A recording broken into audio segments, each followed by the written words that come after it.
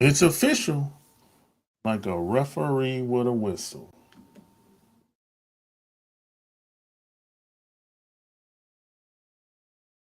Damn, son, where'd you find this?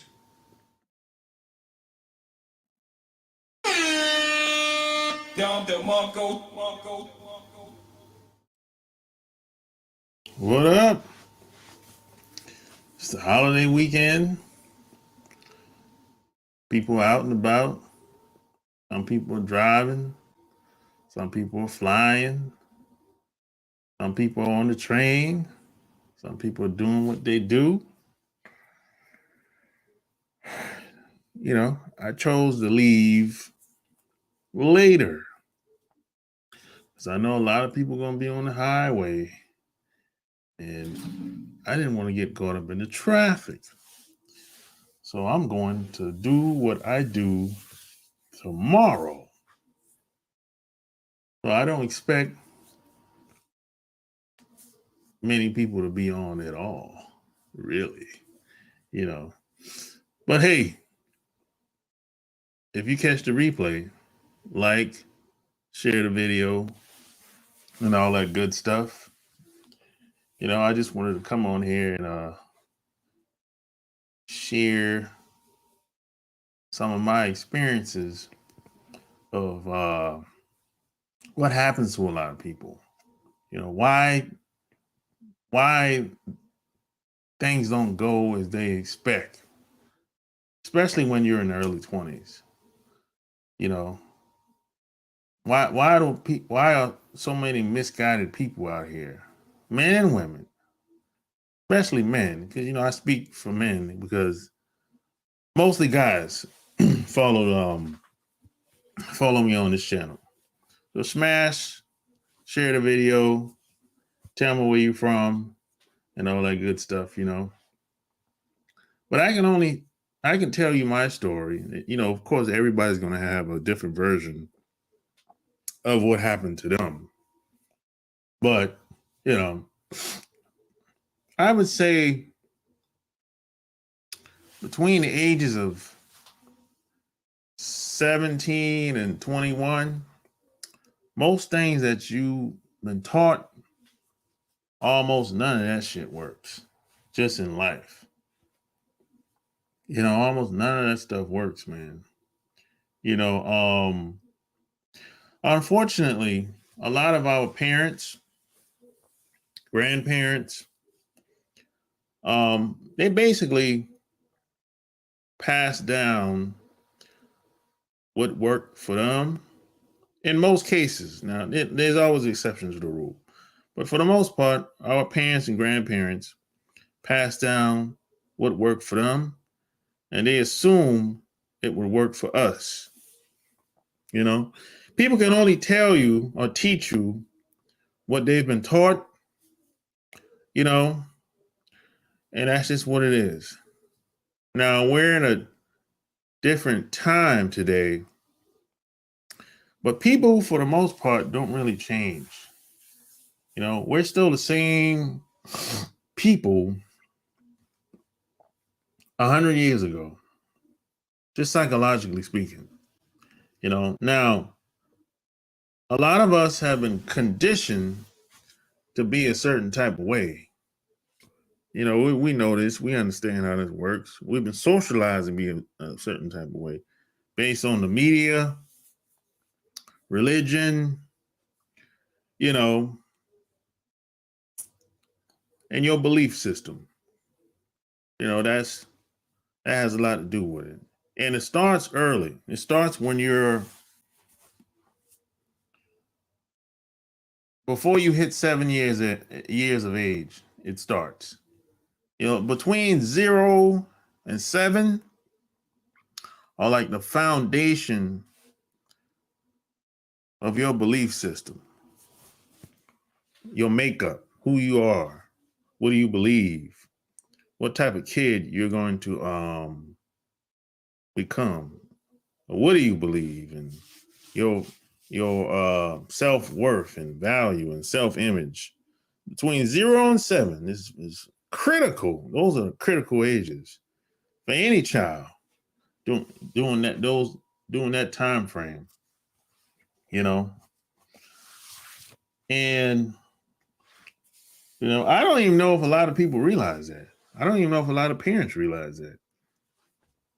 But I mean, if I go back and look at my childhood, now I don't remember everything. I remember things from the age of 4. But before the age of 4, I don't remember. From the age of 4 all the way until now, I remember everything. But I can remember what I was doing at 4 years old, 4, 5, 6, 7 years old. I remember exactly what I was doing on Memorial Weekend. I can tell you exactly what I was doing. I was playing video games, Atari, Invisible Tank at 5, 6, 7 years old. And then Nintendo came out. And then when I got tired of playing video games, I started playing basketball. And then at a point I was playing basketball and video games at the same time. So I knew that's all I did. I didn't do anything else. Video games and basketball. I didn't do anything else. I didn't have no other hobbies. I tried a lot of different things. I went fishing with my grandmother and my mom and my dad. I rode bicycles, dirt bikes, four-wheelers. I'd done a lot of other things, but basketball and video games was it for me. That did it.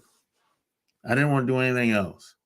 It's all about, I was passionate about basketball and video games. That's it. I tried to draw a little bit. I didn't really like that too much. It was all right, but I just didn't like it. I started working on cars as like my brother was a mechanic. I did that for a while. That was just too dirty for me. I just didn't like it. Just didn't like it. I did a lot of things growing up, man. I even tried to play football for one day. One day.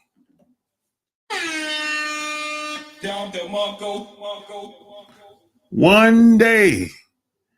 And after that one day of practice, I'm like, this shit ain't for me. No.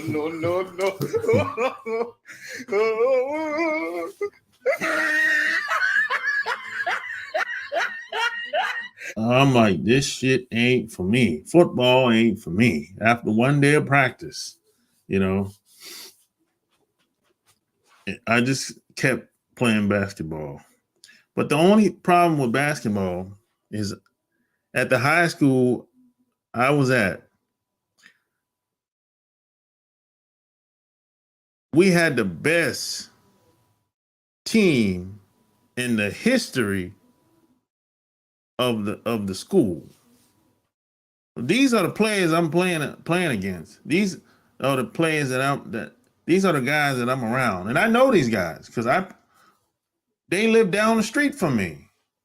So I know like 5, 6, 7 players. We're all from the same neighborhood at the time. But they're better than me. I'm not good enough to start on the team. And the coach told me this. He said, hey, you'll make the team, but you're going to be on the bench. Because those guys that I grew up around, they were better than me. And I had to accept that. So basketball wasn't going to be, I wasn't going to get no scholarship or anything like that. That was just wasn't going to happen. You know what I'm saying? And I had to come to grips with that. And that's when my basketball dreams ended. And I was in the 11th grade at the time, and that was it. And now this is very important.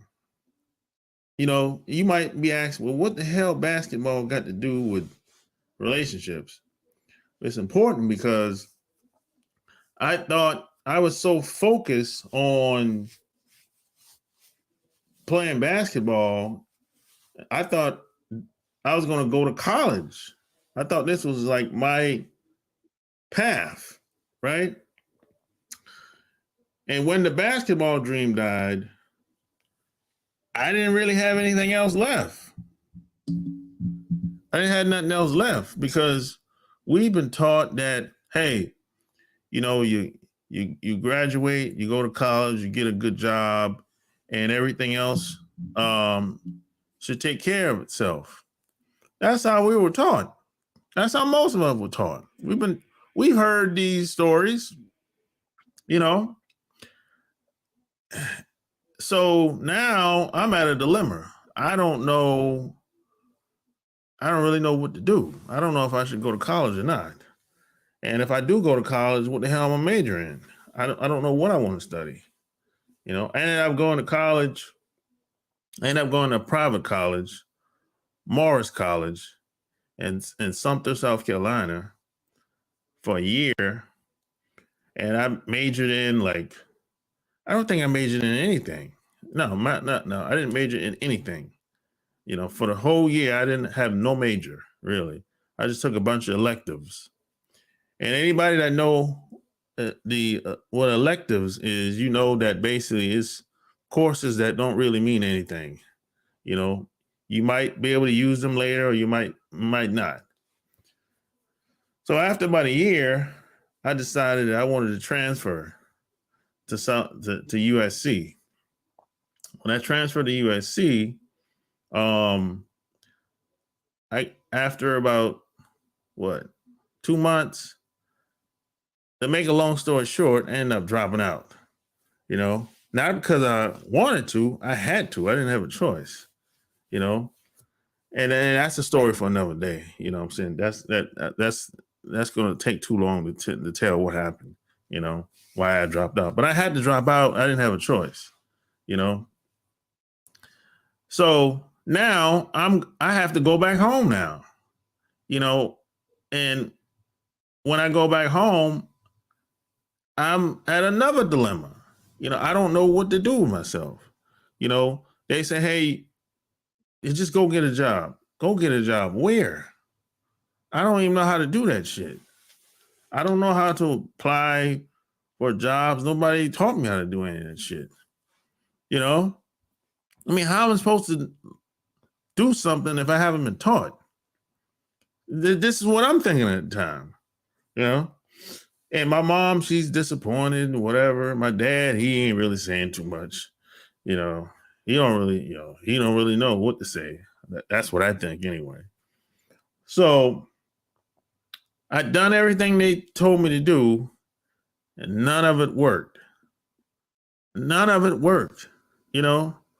So now I got to a point, now I'm angry after about 6 months. 6 months go by, now I'm angry, right? Because I've done everything that my parents taught me to do. None of it worked. So now I got to do my own thing now. So I ended up going in the U.S. Navy.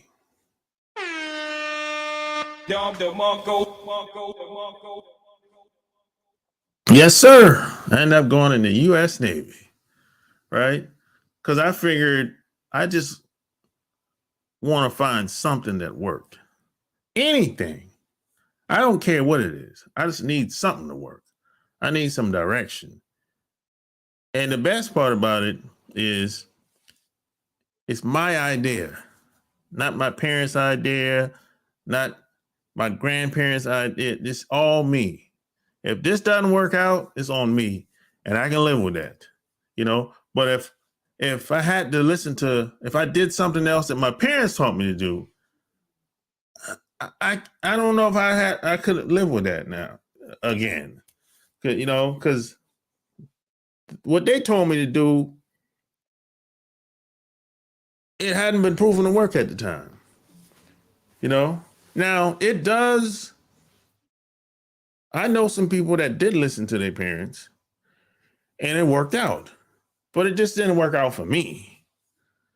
And that's what nobody told me, you know, and see, our parents assume that what was passed down would work for you and me, but it doesn't work that way. Real life don't work that way. Now, it might in a perfect world, yeah, it would work. It makes sense, right? But the world is not perfect, and the world is not fair. We know this, we understand this, and I don't know if the world's supposed to be fair. I'm not sure. I just know that certain things happen to people at certain times, and certain things happen to people at different times. That's all I know. So when I went in the Navy, I realized that everything that I've been taught, 80% of it was almost the opposite. It's like turning a cup upside down, and pouring all the water out. It's like counterclockwise to what I thought. It's like when it comes to a relationship, for example, they would say, well, if you get a good job, if you graduate, get a good job, be a good provider, you get rewarded. Now, that sounds good,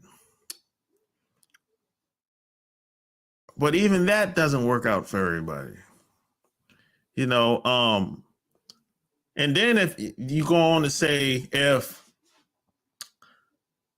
you're a good provider and if you got the money, women should roll out the red carpet for you. Well, that sounds like a good dream. I've heard guys say, hell, I'm gonna sell her a damn dream. But that's not gonna work for every woman. Now, some women, you can sell them a dream. I mean, that's really manipulation, really. I'm just keeping it real. Some women, you can sell them a dream. But that's not gonna work for every guy. That's not gonna work on every woman. Because, some women are different. They're raised different, socialized different belief system. Some of them are religious. Women are just different. I mean, it's like, I give you an example.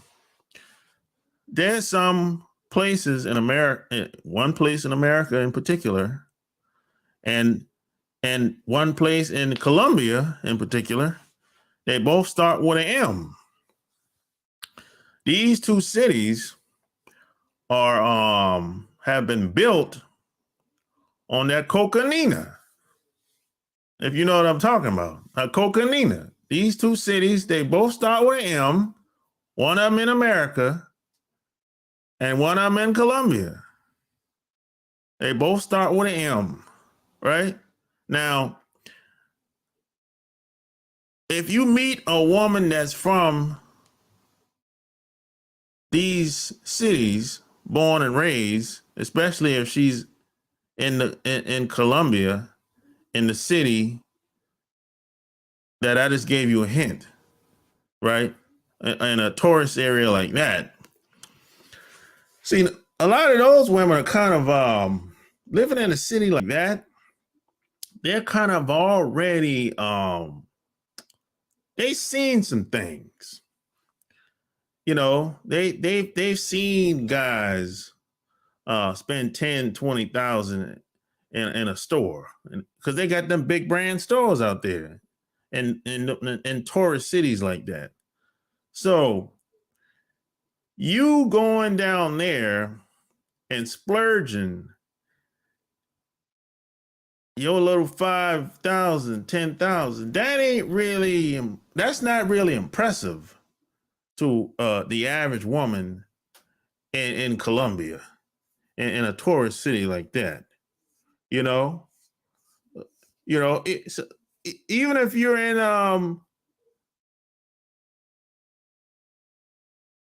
some of these major cities in America, that's not really impressive. Especially if she grew up in money. That's not. You leading with money is not gonna be. That's probably not the best strategy in the world. It's kind of like a girl that grew up in a rich family all her life, and you trying to impress her with cars and jewelry, and you splurging, and that's probably not the best thing to do. And you taking her to the 5-star restaurant like Mr. Charles or Bentley's, that's probably not the way to go. You're probably better off taking her someplace outside of her comfort zone, someplace that she's never been before. You could probably take her into your world, whatever that is. Maybe you're from the country. Maybe she ain't never really been out in the country before, or maybe not in your country. Anyway, the side of your country. Maybe you're from someplace like the mountains or something like that. Or maybe you're from a small town like where I'm from, the Myrtle Beach, Georgetown area, South Carolina. Maybe she never been there before. Maybe she never been in a small town before. But maybe you should take her there and show her a new experience, because see, if you're, that'd be a much better approach. Give her a new experience, because if you're trying to do what she's already used to doing or seeing, yeah, that's not going to work very well, because every guy that she encounters more than likely is doing the same thing. See, this is what I said earlier. Most things you've been taught and conditioned to believe, it is the opposite that works. It's the opposite. It's not. See, if everybody else is doing it, you should not do it. You should wait for a while, see what happens. And if they continue to do it, you should go the opposite direction. So if they go right, you go left. If they going up, you go down. Keep that in mind. Always don't trust the mob. Don't trust the masses of people. They have the herd mentality. It don't work. The mob has failed me many times. And I have to live with that, the decision that I made after I followed them. And it almost never worked out. God damn. Oh shit. And I always had to pay for the decisions that I made. And it wasn't a decision. The decision I made was based on what everybody else was doing, and which is mostly the worst decision you could ever make. And see, this is one of the main reasons why I wrote my books. I wrote my books for me, because these are the 3 books I wish I had when I was leaving the house at 20 years old. These are the books I like, man, if I had these damn books, I would have like eliminated 80% of the mistakes I was making. Damn. I'm like, damn. I can't get a break, man. Nope. Man, I can't get a break. Nope. But, you know, and people, a lot of people always say, you know, even when you leave America, that people think one thing. I'd be like, it doesn't really work that way, you know. And then if you ask them, hey, you ever been there? Have you ever done it? No. Well, how do you sure that it works that way? Well, that's what I heard. I'm like, well, wait a minute now. That's not a good strategy, brother. You know, no. And I've been talking to people like this I've been meeting people like this for like 20 years. You know, it's like, there's always, online especially, because there's a lot of theory that's being thrown out here about how things really is. You know, well, a lot of people, we don't even know what friendship really is. We don't even know what a relationship should be based on. We don't even understand the value of friendships and relationships. If you ask 100 people, hey, what's your definition of friendship? You're going to have 100 different definitions. You know, it's like, what? And if you ask somebody, hey, what's your definition of relationship? It's going to be 100 different definitions. You know, some people think a friendship is like an associate. You know, we just hang out, see you when I see you. You know, it's like, hey, they'll hang out with anybody. It doesn't really matter where the person's from. Don't really matter what they do for a living. It don't matter where they stay, where they live, what they do, how they do it, their character, their morals.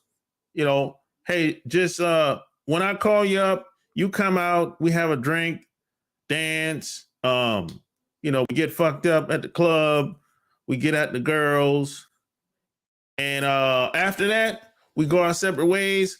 I'll call you the next time I'm in town, or I'll call you the next time I want to go out. That's a friendship to a lot of people. I'm going to say a good 50, 60% of people. That's a friendship, right? That's a friendship, you know, males and females, you know, and we don't really, you know, people don't really think too very deeply when it comes to friendship. You know, it's easy to chit chat and exchange phone numbers or whatever, but people don't really go deeper into, hey, what this person is really all about.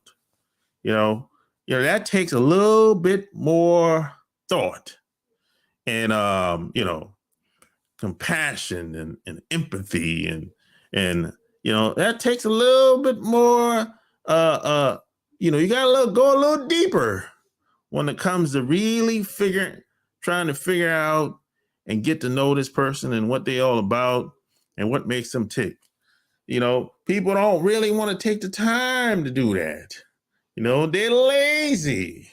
They want instant gratification. You know, that's why a lot of relationships don't work out, because a lot of people go in, you know, with the wrong intentions, don't really know why they want to get with this other person. You know, they think, hey, if I get with this girl or this guy, I'll be happy and I'll be able to live a better life.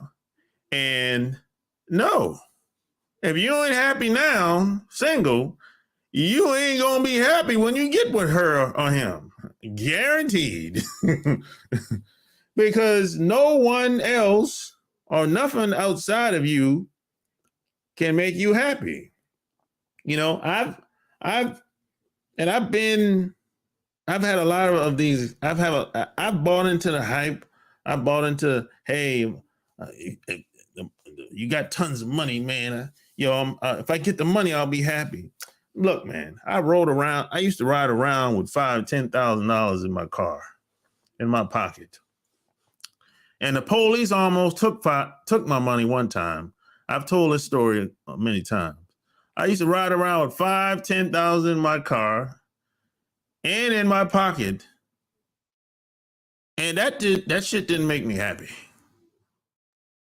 No, that didn't have anything to do with it.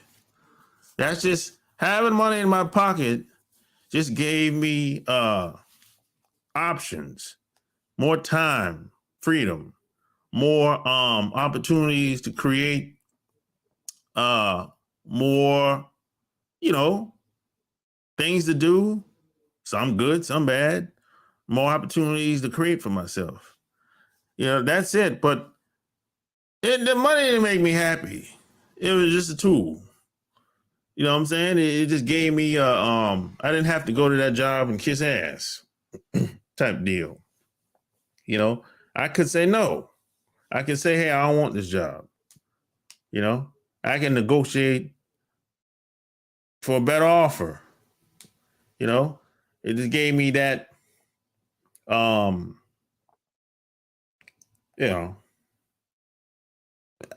I wasn't stressed, because it gave me time to think about doing other things that I always wanted to do. But money didn't make me happy. No. Let me tell you what made me happy. The people that I was around made me happy. And still to this day, the people I'm around make me happy. It's the little things that make me happy. It's like writing the books made me happy. Now, nobody's happy all the goddamn time now. Let's just be, let's use some common sense here now. You know what I'm saying? And that's another thing. People think they're supposed to be happy 24 hours a day. Hell no. Oh shit! Oh shit! No. And another thing, when I write for now and in the future.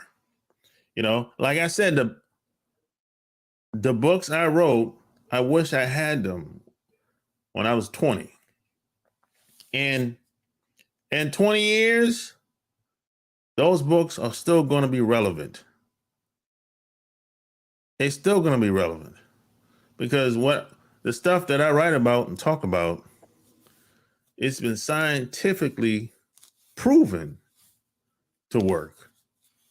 This ain't nothing that I'm making up. No. This is some shit that I've done myself and experienced. I can pass these books down to my kids. I can say, hey, read this 5 to 10 times. Or read it as many times as you want. I don't got to do a whole bunch of talking after you read the first and the second book. I don't really got to do much talking. You be off to the races. There's like a lot of people that follow me here on YouTube, and they'll jump on and ask some questions, or they'll send me an email.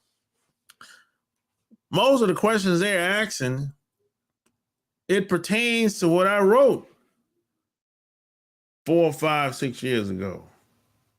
That's how I know they haven't read anything that I wrote. Because if they'd have read everything that I wrote, they wouldn't be here. They'd be gone. They'd be off to the races. It's people that have bought my shit worldwide. And they'll send me an email once, twice, or maybe they'll jump on every once in a while. But they off to the races. I don't see them no more. And that's a good thing. I'm happy to see people gone. I'm happy. Hey, this shit works for a lot of people. People are getting results. If I don't see you, that's a great thing. I don't want failures around. I don't want failures. I want success stories. I want people telling me, man, I met a bad bitch, and I got her pregnant, we get married, and we're moving to such and such place. That's what I like hearing. I don't like hearing people coming back and telling me they read something of mine or listened to something of mine and it failed. No, I don't like hearing that. You know, that's bad. That's bad business right there, you know. But almost everything you heard growing up, almost none of that shit works. And this is why most relationships between men and women, people have a hard time because they have the wrong information. They have the wrong tools. They have the wrong mindset. They have the wrong strategy. And you wonder why people are confused and people are upset and people are frustrated. And you wonder why some fool is running up in a goddamn school shooting people, shooting and killing people with an AK. That's frustrate. That's built up frustration. That's all it really is, really. He lost his goddamn mind, and now he want to kill everybody. That's all it is, you know. That's really all. That's where a lot of that built up frustration comes from. He's mad because he can't get the girls he want, so now he want to kill everybody. And, you know, people used to say, I was taught this: if you start shooting and killing people like that, you should be the last person that gets shot. That's how I was taught. If you want to go postal, you should be, after you're done shooting up everybody else, you should be the last person that gets shot. Kill yourself. That's how I was taught, you know, because you're being a coward if you go that route, in my opinion. Damn, son, where'd you find this? You're being a coward. You know, that's not, you're shooting innocent people. That's, you know, and then you got them damn cops. They expose themselves as being cowards. The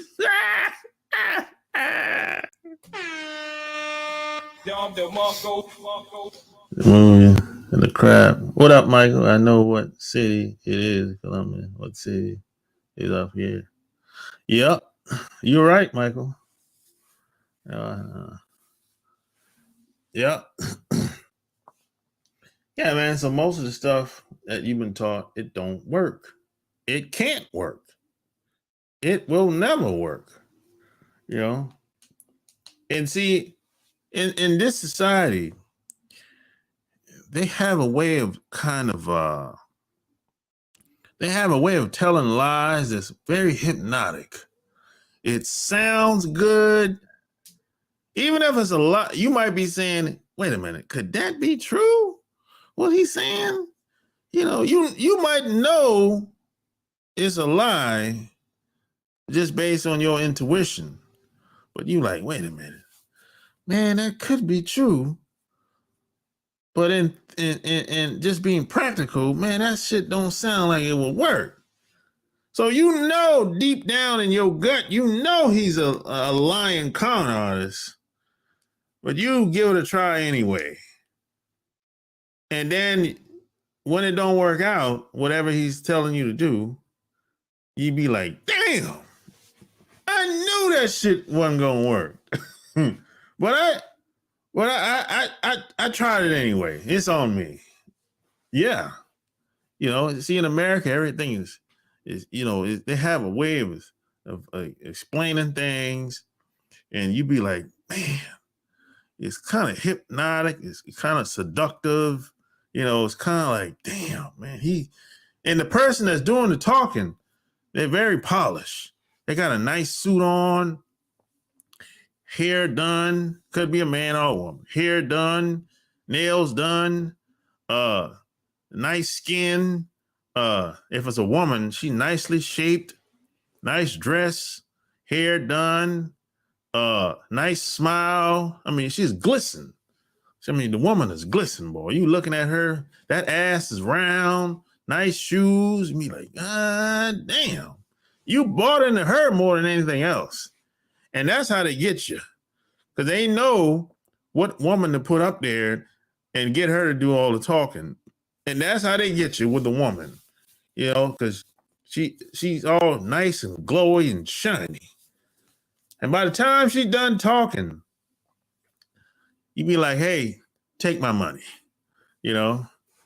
And then they send you out whatever you bought, and none of that shit work, you know? And check this out.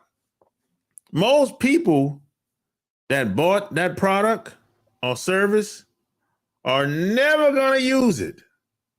And they already know most people are not. So out of 100 people, you have less than 5 people that'll try it and use it. And out of that 5 people or less that'll try it, they'll have 2, maybe 1 or 2 refunds. That's it. And these companies and these people, they understand this. They know how this shit works. They know the numbers. It's the numbers. They look at you like you're just a number to them. You know? So it's a game that you're part of a game that you're not even aware of.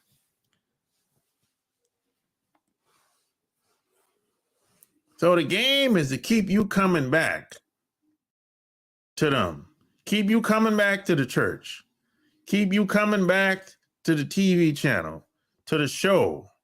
Keep you coming back to the service.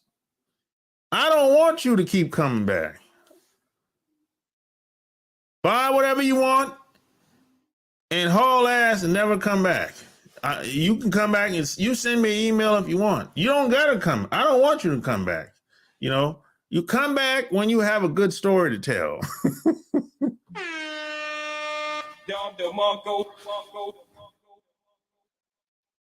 Yeah, come back when you have a good story to tell. I don't want you to come back and be like, oh man, I agree with everything you said, man. It was cool.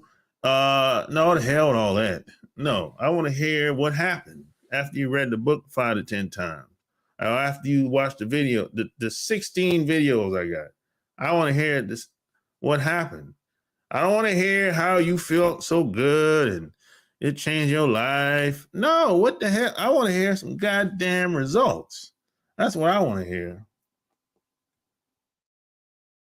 That's what I want to hear.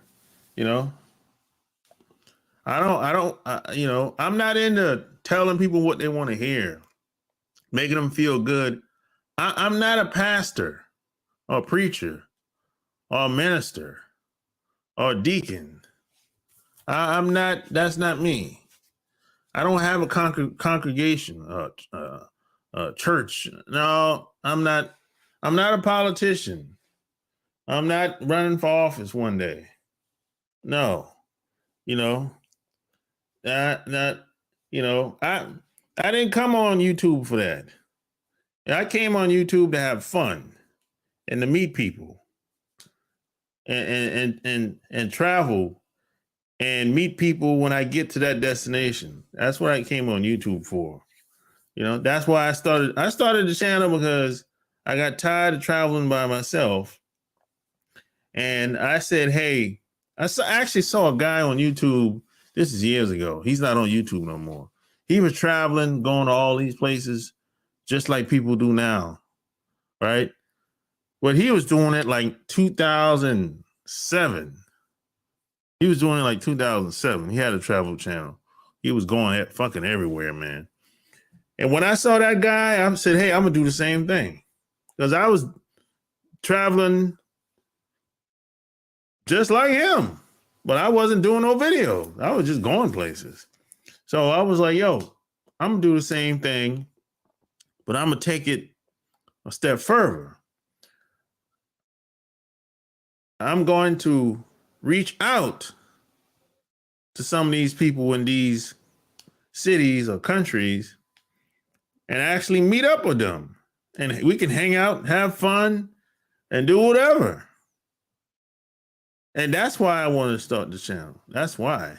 You know, I never wanted to write no damn books on dating women, you know, or any type of personal development book. I never really I didn't really want to do that. People kept telling me to do that shit, and they kept asking so many questions. So instead of me answering everybody's question, I said, hey, why don't I write about it? They can take the book and I never have to answer any questions anymore. That's how I was thinking about the whole thing. If I write it down and if they want to read, a lot of people don't like to read. If they want to read, they can read it. And I never have to answer any more questions. Every once in a while, okay, yeah, I get it. But, most of the questions that you have, I've written about it 2-3 times, all 3 books. You dig?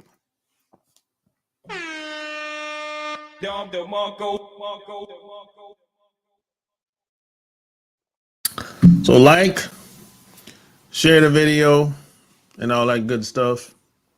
Now, there's one thing that I actually did want to do that I started 18 months ago.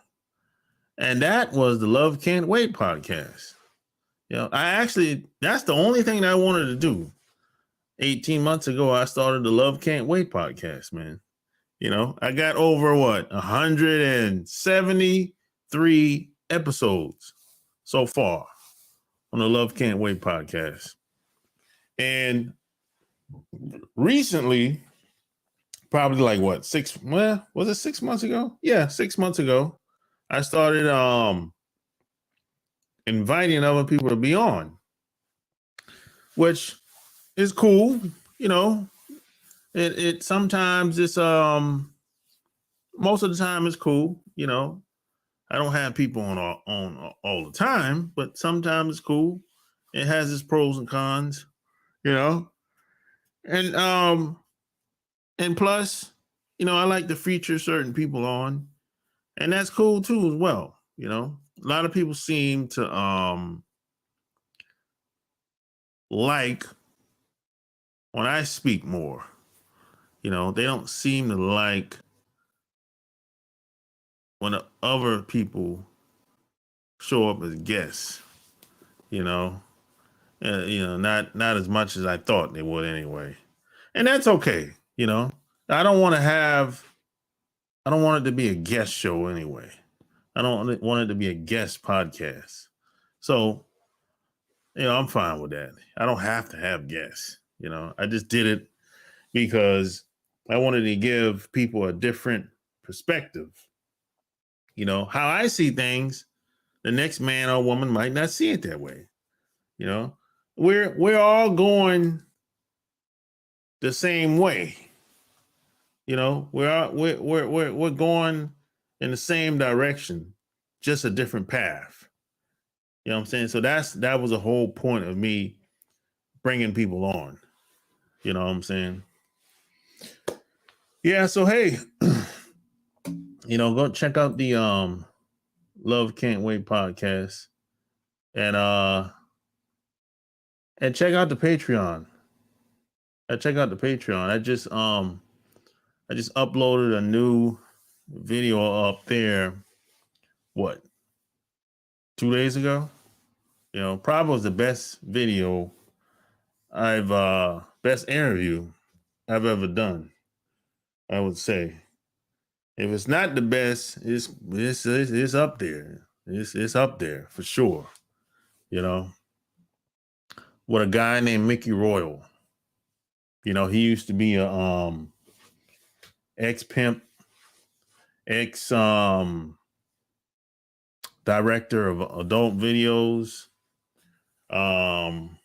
He's a writer of how many books? 1, 2, 3, 4, 5, 6. I think he got like 6 books. And his books is basically about women for the most part, about attracting women.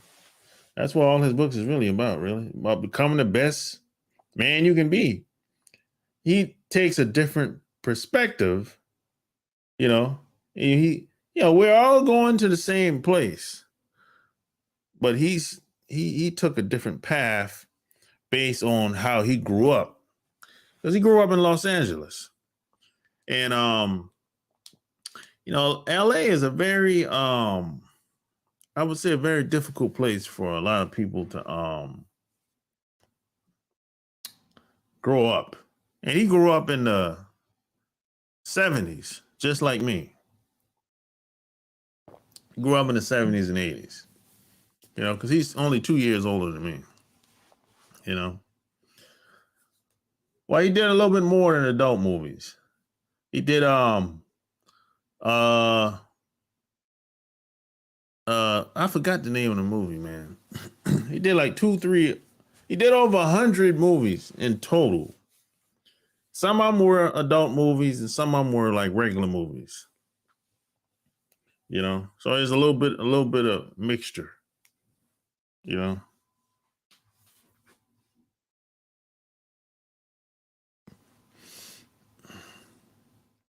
Then we was talking about some street shit too. So, we're all going to the same place, but we're taking a different path. That's all it is. That's all it is. But at the end of the day, regardless, we're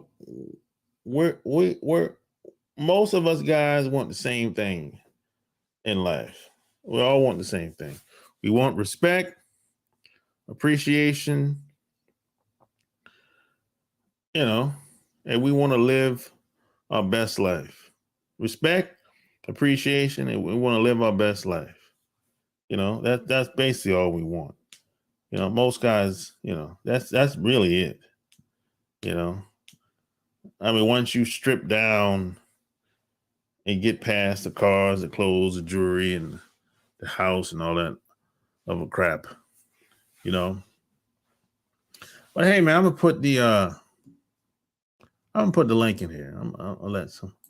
I wasn't gonna let nobody come in, man, but I'm put the link in here, man.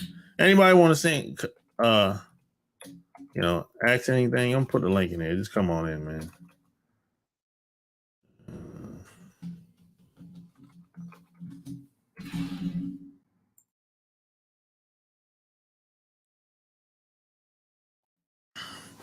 Smash the like button, share the video. Yeah, because and don't let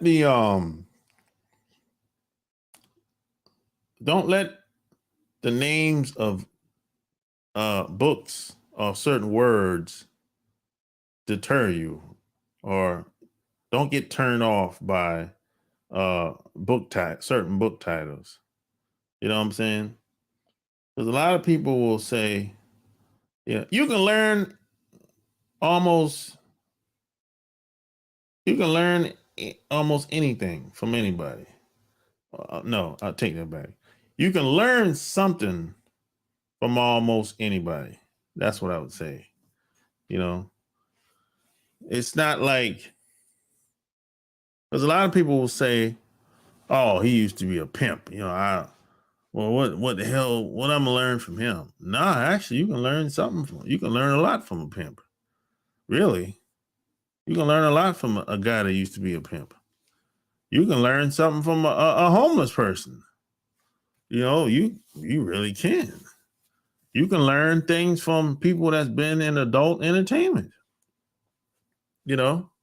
Even though they're acting, in most cases, but you can still learn things from them.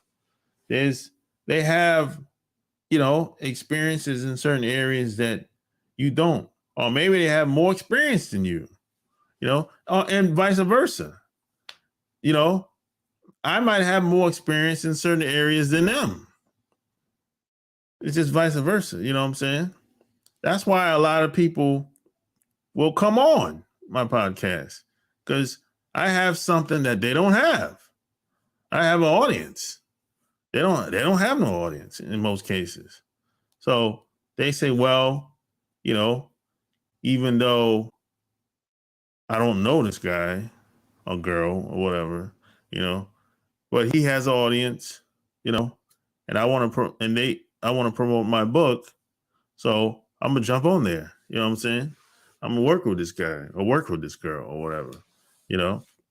Or it might be a situation where you're a street dude and I ain't no street dude, but hey, I'll come on this show. I got books out here that I want to keep selling, you know. So, and he got an audience, and maybe I can bring some type of benefit to his audience, and they'll buy my books, and it's a win-win situation. You know. So we're all, we're all going in the same direction, but different path. That's all it is. You know, it works out well. You know what I'm saying? And some things you can't fake. There's certain things you can't fake. Certain things you can't fake. You know what I'm saying? If I can tell when someone comes on here and if they're a fraud, because they might not know what they're talking about. I can tell if somebody kind of just making up some stuff. You know, if I ask them a question and they kind of ramble on, I'm like, what the hell? You know, I just know that you just following a script, something that, you know, you made up or you took from somebody else. You haven't really done it. I think that happened probably like one time for sure. I invited someone on, this woman, and she did not know what the hell she was talking about. She just wrote some notes down on a paper, I think, or she memorized certain questions, and she'd been saying it repeatedly over and over again. You know, I could tell she didn't really experience what she was talking about. You know, and that's okay. I don't give a shit. You know what I'm saying? It don't matter to me. They got to live with that. You know, but you know, that makes that kind of, people can kind of sniff that out. You know, people aren't stupid as you think they are.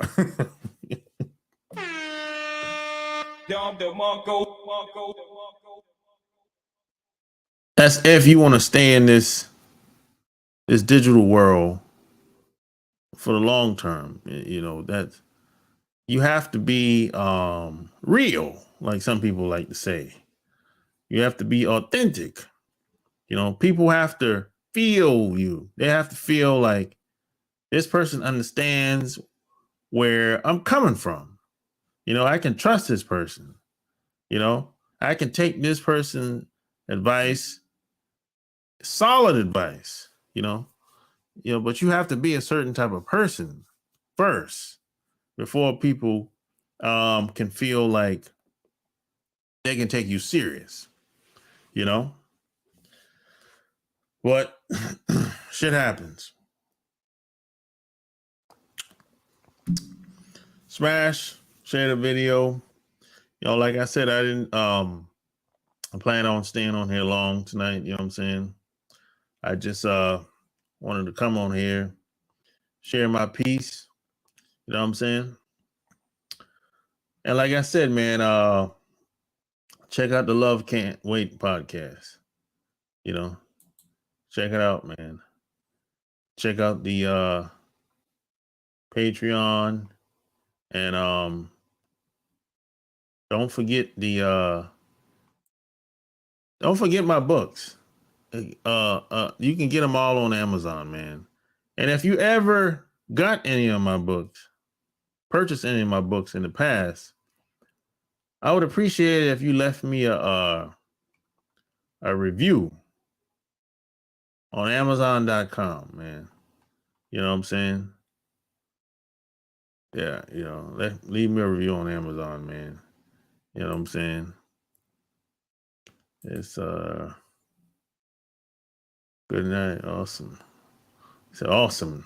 Awesomeness. Okay.